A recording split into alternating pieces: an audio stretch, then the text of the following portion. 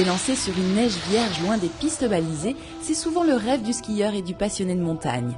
Et comme toutes les bonnes choses se méritent, il vous faudra quelques heures d'effort pour accéder à ce territoire d'exception.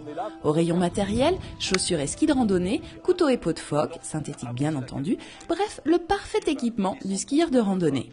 Vraiment la précaution essentielle, ça va être de centrer ta peau de manière à bien dégager l'écart de ton ski. Hein, ouais. Parce que tu comprends qu'à la montée, si ta carte est caché sous la peau, bah, tu n'auras aucune retenue sur le côté. Une montée, c'est effectivement ce qui attend notre groupe aujourd'hui pour rejoindre le refuge de Mayères sur les hauteurs de Sallanches. Mais pas de panique, il s'agit d'une sortie découverte, l'occasion de se familiariser avec une discipline qui fait la part belle à la montagne version liberté. On va faire quelque chose, on se fait plaisir. En ski de randonnée, c'est le plaisir. Ça va être le plaisir de la descente, bien sûr, mais c'est aussi le plaisir à la montée, le plaisir dans l'effort. On regarde le paysage autour de soi, on est détendu, enfin, là, on se fait plaisir. Le ski de randonnée a longtemps porté le nom de ski de printemps. Aujourd'hui, dès les premiers flocons, les passionnés chaussent les skis pour profiter de cette pratique qui donne facilement accès à un territoire loin de l'effervescence des stations et qui a l'avantage, en pays du Mont-Blanc, d'offrir un décor incomparable. Bon, un petit tour d'horizon vite fait, un petit panorama, parce que là, on est quand même en face du Mont-Blanc. Donc voilà, le Mont-Blanc en face de nous. On voit qu'il est venté. Je suppose que là-haut, il ne doit pas faire très bon.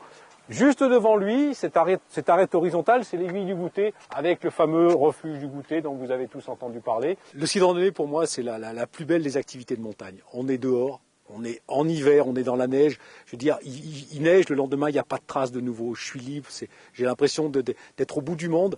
Je vais où je veux, je fais ce que je veux, je laisse mon empreinte sur la neige. Je suis dans l'effort. Je suis dans la nature, je suis dans l'effort à la montée et puis le plaisir de la glisse à la descente.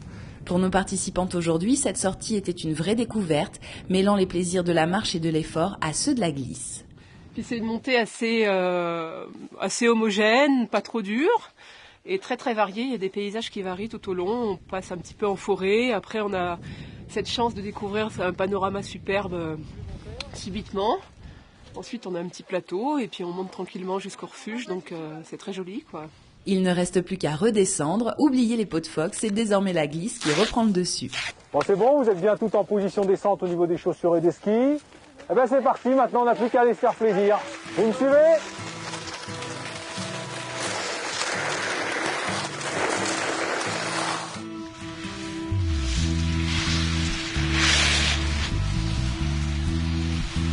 Ah, c'était très bien, on est monté tranquillement à un rythme régulier, personne n'a été laissé sur le carreau, très agréable.